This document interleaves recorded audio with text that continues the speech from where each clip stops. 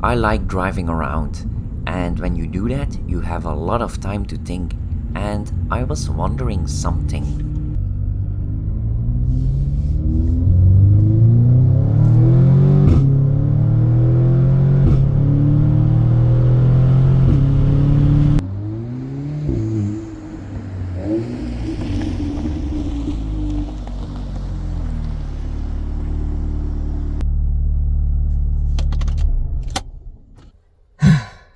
Hey guys, Happy Dude here. Thank you for watching and I hope you're all having a nice day. Now, if you're a car guy, then it's very exciting to know just how much horsepower your engine is producing, especially if you give it regular maintenance and a few mods, because that's not cheap nowadays and it also takes a lot of time. But there's something else. You see, with age comes wear and tear. Even if you can time travel, then things will still age, and that's for all living and non-living things. And this car is almost 10 years old. So now it's time to go to the dyno, because I'm very curious to see just how much power this Audi S3 Quattro delivers. Let's go! Uh-oh, that looks like some heavy thunderstorms. Yes, it's starting to drip. Raindrops are falling on my car. It's so cozy to be in a car when it rains, especially with a sky window.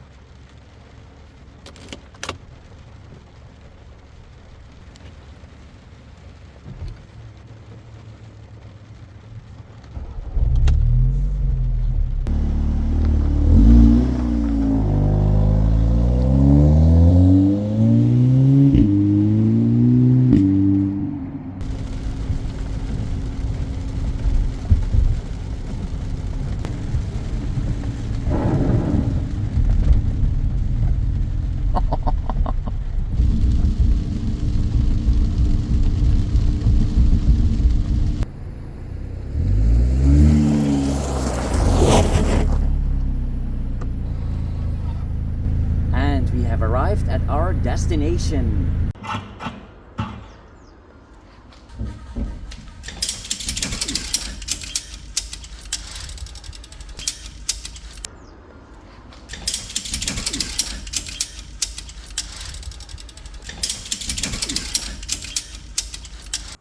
Alright, the car is ready for the showdown. So he's now connecting everything to the car. Then he's going to do some diagnostics, warm up the car, and then we can do the dyno test.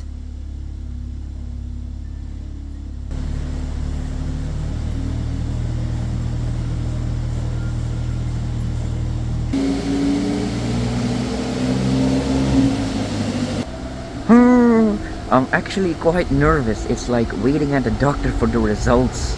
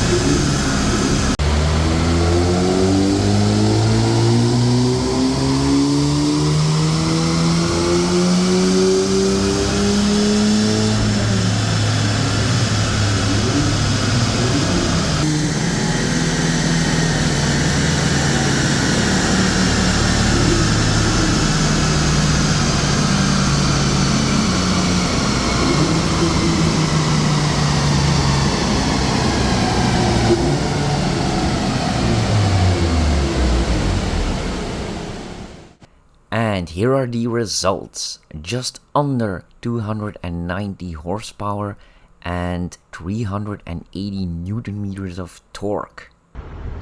Okay, honestly, I'm a bit disappointed with the numbers. I thought it would be over 300, like 315, maybe 310, but it's under 300. So let's go back home and I'll try to explain why that is. I still can't believe it. Less than 290 horsepower. I mean, look how fast this car can accelerate.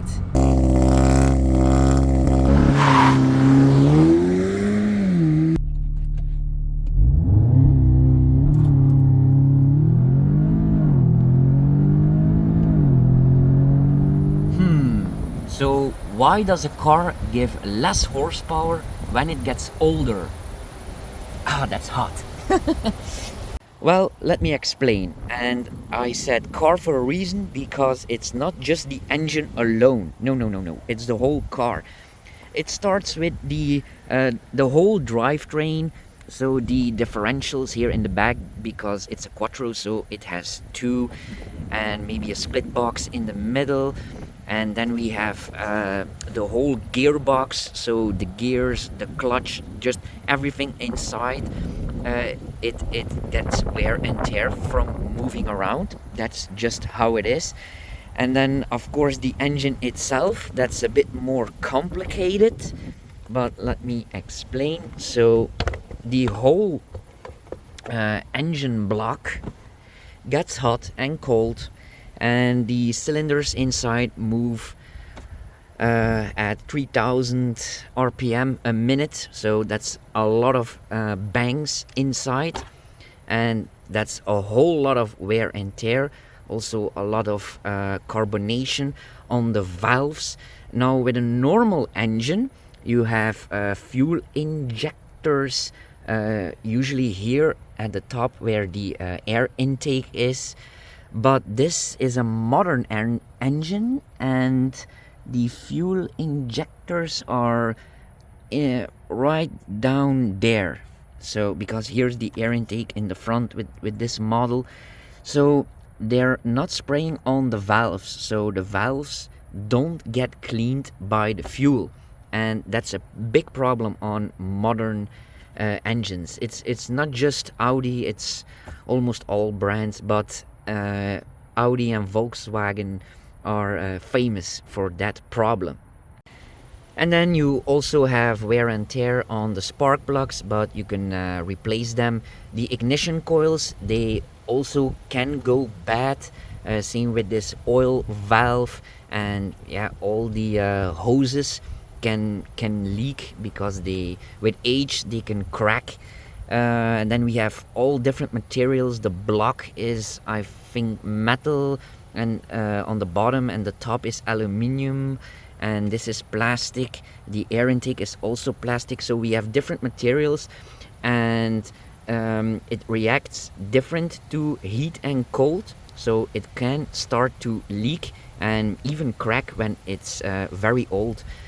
And then the seals that are between the two different materials can also start to crack and leak. So yeah, there's a lot of possibilities to lose horsepower. And then of course the inside of the block itself, it can start to warp. So we have tiny little gaps inside the cylinder and the cylinder wall, so oil comes in, and that's also a loss in horsepower and torque. Oh, and I almost forgot the most important part, the turbo. That spins around at 100,000 RPM a minute, and that's what gives this little engine all its power. So when that starts to go, you will lose a lot of horsepower. And also, let's not forget, this is a modern engine. It has a lot of electronics and sensors. For example, when this airflow sensor starts to go, you will also lose a tiny bit of horsepower.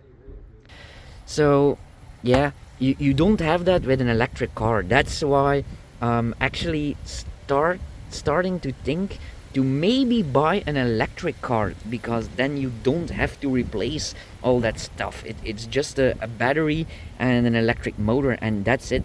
No maintenance whatsoever. But I will miss the sound of a mechanical engine. So now the big question is this engine missing power, or is that just how it is? And do you guys want to see how I try to restore the power or maybe increase it? Let me know in the comments below. And of course, don't forget to like and subscribe so you don't miss any future updates. Thanks for watching. Bye.